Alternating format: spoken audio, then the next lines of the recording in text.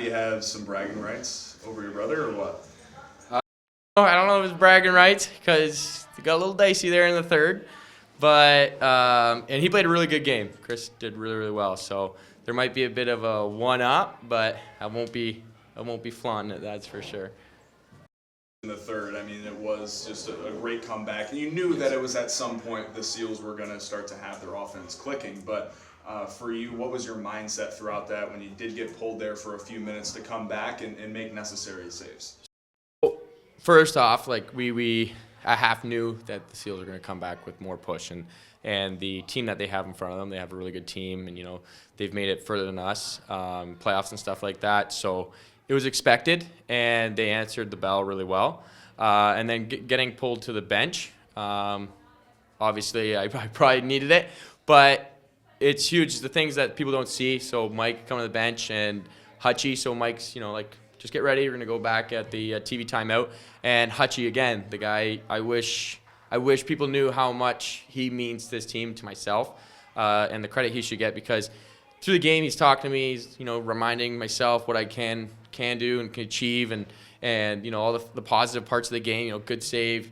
That one you might have not had. And whatever have you. Just move on to the next one. But Hutchie, when I come off, He picks me up, and when I'm down, and he reassures myself, and knowing he's there, that's huge. So coming to the bench and reassessing, having those guys remind myself and have faith even when things weren't going my way, because it was starting to go downhill pretty quick there. But that is, again, like inside as a goaltender, confidence and people reassuring you that they have faith and belief in you to keep going.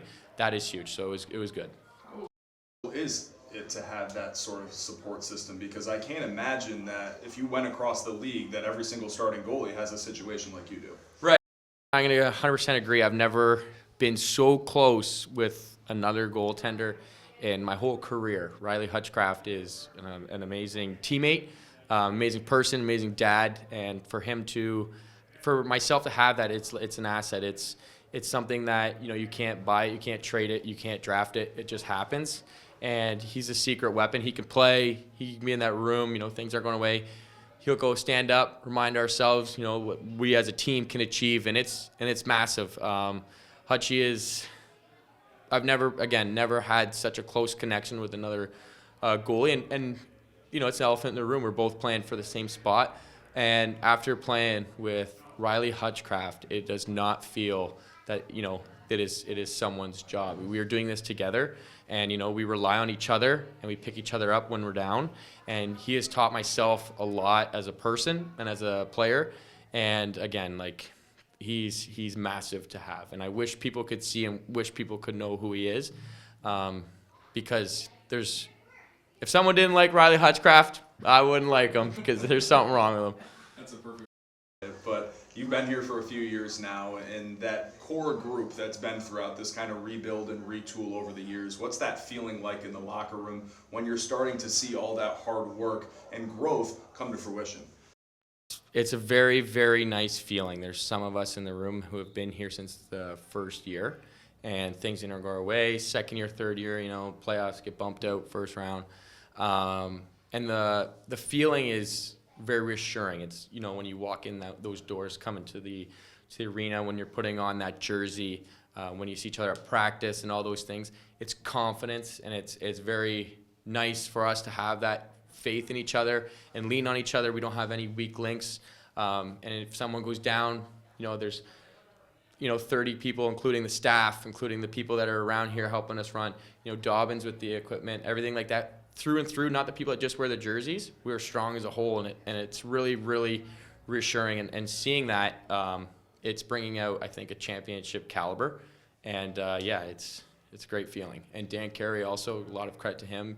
I can believe that himself and even Mike over the years have probably taken some feedback from whether it's fans or outside noise or things like that, people at home, and them sticking to it and grinding through it. And those guys not quitting.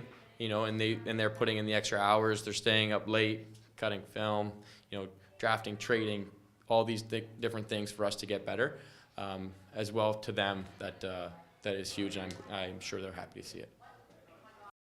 That final goal there, Ryan Smith scores on the power play, you get a good view of that because you're watching Yes. right down the other end. Take us through what you saw and what you're thinking as that play is developing. Those guys on the bench when it came for water, they're not turning on each other or they're picking each other up. We're gonna do this.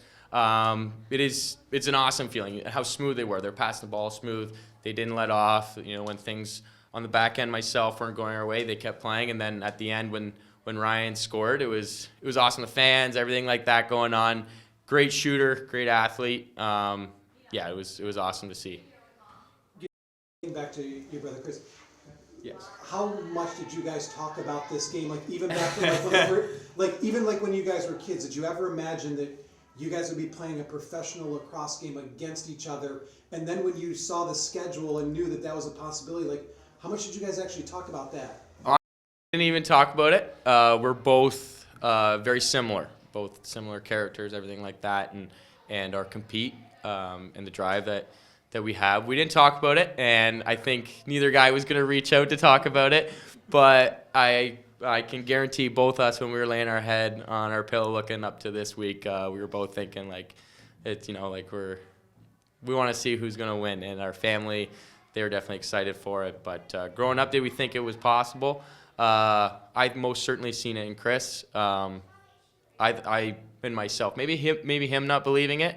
Because when you're in those shoes, you don't know if it's going to happen to you. But seeing him play junior A Northman and junior B Northman through minor, and he just kept getting better.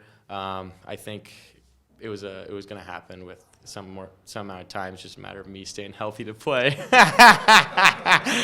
It was a great feeling though. It was awesome. It's definitely a memory we're going to have our whole lives, and family being here watching it. And it was probably more of a build-up for family than it was for us. Question. Yes. Speaking of memories, you guys in San Diego, probably the two hottest teams in the league, and this game could have gone either way, and it was so crucial to having that tiebreak at the end of the season. What does this win mean to the guys in the locker room? Huge. We came out maybe 2 years ago hot, maybe even 3 hot, and then we started to fade off, and it didn't necessarily work in our favor. This year, maybe we were kind of, hanging on to a few games, and now I think we're peaking. Peak at the right time. A lot of confidence. People get closer. When you win, everything feels right, and you're playing music in the room, and you're being buddies, and you're going out together. It is a feeling until you're in those shoes and in that atmosphere. You can't really describe. It's a chemistry, and it feels right, and it feels good, and winning is just, that's what brings those things.